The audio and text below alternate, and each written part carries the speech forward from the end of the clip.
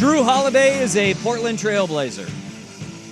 The Blazers on Monday night sending Anfernee Simons to Boston along with 2 second-round picks for Jrue Holiday, a casualty to a salary cap situation in Boston that we knew was just not tenable.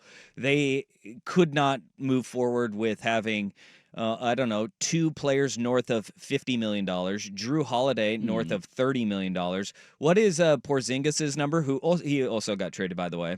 Oh, God. He got traded into the trade exception for the Hawks, so it must have been 24. They were in the crotch chop that second apron after they won the title and gave everybody money.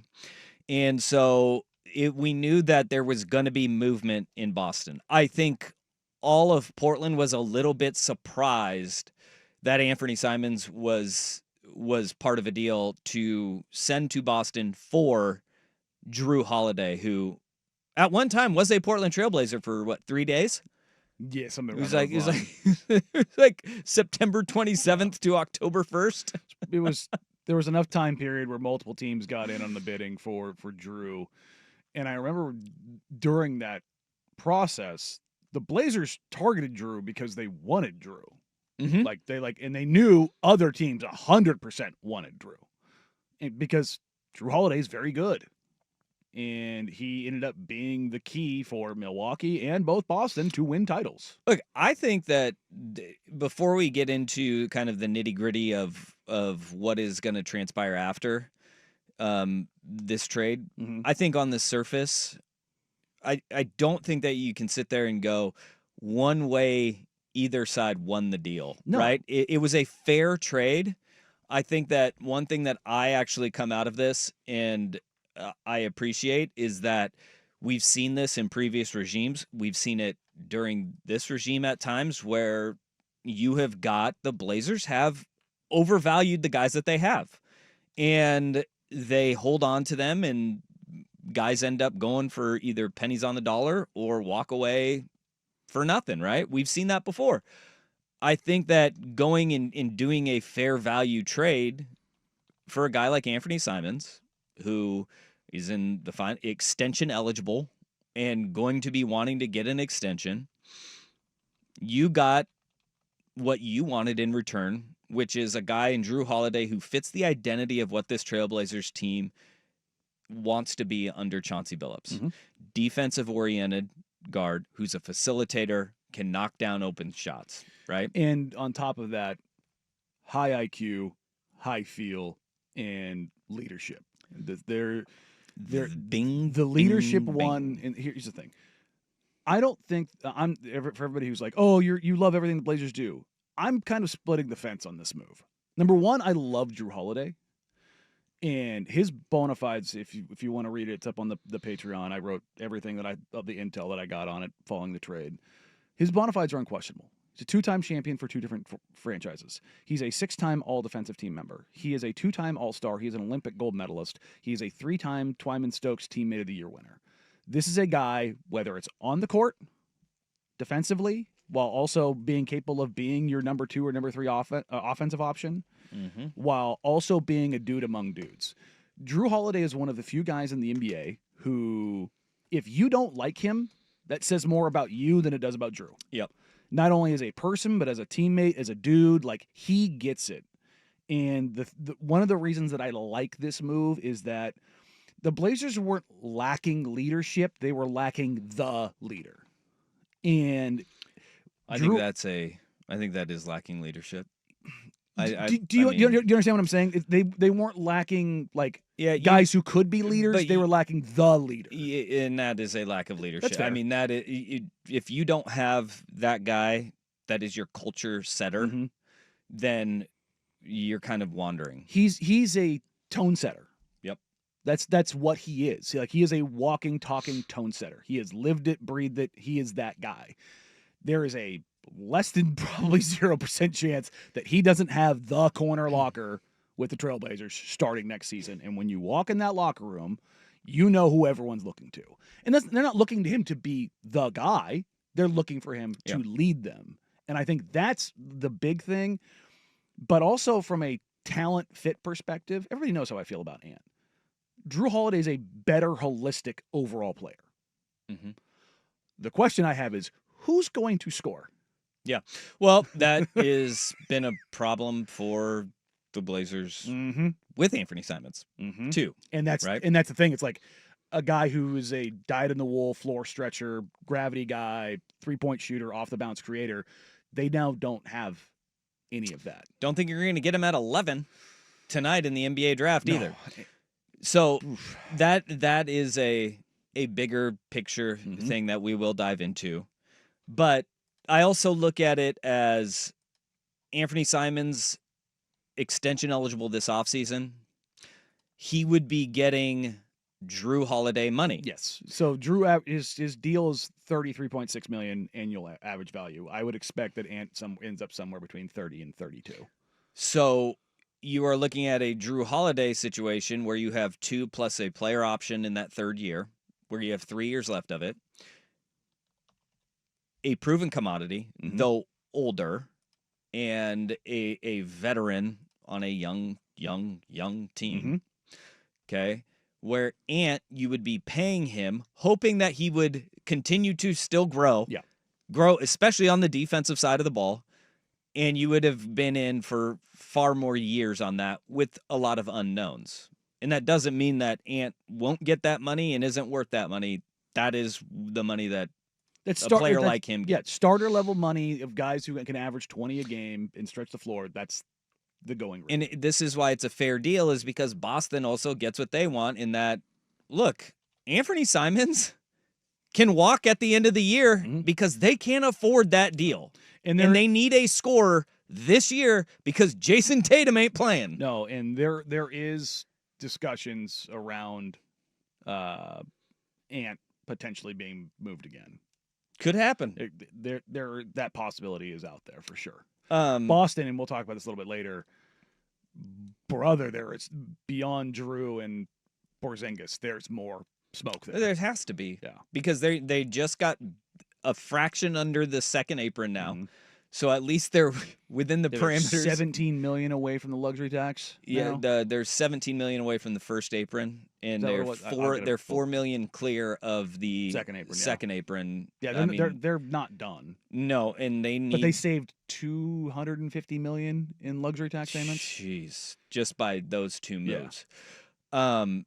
There's something that you said there that has been a big topic of conversation about Jrue Holiday. He is old. He is not a scorer, but he brings so many of those other things. You said he's going to be a corner locker room guy, where he's got that corner locker. That's where the leaders sit. That's where, when everybody turns their head over, they're looking to that spot. Do you bring Jrue Holiday in to come off of the bench? That conversation is, a valid one, and there's a lot of people having it because you have Scoot Henderson, because you have Shaedon Sharpe. Well, here's the thing. There's a world that exists where Jrue starts, and so does Scoot. They could look. Drew's played some too, and he's big, he's strong, and the thing I love about Jrue, and I'll go with the whole league sources have told me that they're comfortable with Jrue Holiday at either spot, because and then one of the questions that I had after the trade was, looking at his age, I was told that the Blazers looked very closely at the tape last year. And even though there was some regression, they aren't worried about Father Time snatching his soul just yet. I asked if the plan was to start him, and I was told, well, it's still too early in the process. I mean, yeah. So, I've used this analogy God knows how many times. Break the pool cue up, throw Shaedon and Scoot in the room, let them figure it out. Because if I'm running this team right now, I've talked about this over the last week, and you're going into the Denny-centric offense, which I think Jrue is actually a good fit for, because Jrue has been playing off ball for the last 5 years. Yeah. He's been playing off of Giannis, playing off the Jays very successfully. He does not need to see the ball. And his three-point percentage was down to 36% last year. He's a career 38% three-point shooter, and he's been doing it for 15 years. It's not when you've got a track record of that long, it's reputation. The floor spacing, he is going to afford that part of it. He can work off ball. He can toggle on when necessary. He can just kind of fit wherever. That's his skill set allows him to do that. But I start wondering, okay, if you start Scoot and Jrue, what does that kind of look like offensively? Because Scoot, while he can get to the rim, his rim finishing, I think he was of the top 150. Well, I'll tell you what, you don't need to defend the perimeter all that much. Yeah, I trust Scoot more as a shooter than I do as a finisher. I said, of the top 150 players to take the most shots at the rim last year, I think Scoot finished 145th or 146th. Yeah. It was right in there. Bottom 5, bottom 6 of the top 150. That's a problem. Like the guy who finished 150th, Trae Young, he also has gravity well beyond the three-point line, even though his three-point shooting is kind of taking a massive hit because of how prolific a playmaker he is and how nuclear hot he can get from three. Yeah. I think that this trade and there's a lot of Rip City that is upset about this deal because Anfernee Simons was liked. And I think that there was a framing for a very long time about Ant being like a guy who could be the cornerstone of this franchise for a very long time. This deal tells you a couple of things. One is that they weren't comfortable with Ant being a guy who wanted to be here long term. And two, I don't think that they looked down the barrel and they said, that's a guy who is going to be the cornerstone moving forward. Yep. And that's a dramatic change in the way that this organization was thinking.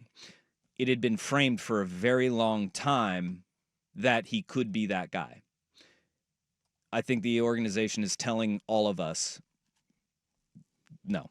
And they made that decision, and they brought in a veteran. Look, this is, on the surface, you can sit there and you go, there's a lot of holes with the Portland Trailblazers, especially offensively moving forward. It also will tell you they're not done, and they cannot be done because this team would be lacking a scoring punch in an era where the NBA is playing faster. The one aside, I got a text from a coach in the NBA 5 minutes after the deal. Y'all are going to guard the bleep out of teams. Yep. And that's the thing about this where I went, yeah, Jrue 2 on the perimeter, buddy, buckle up.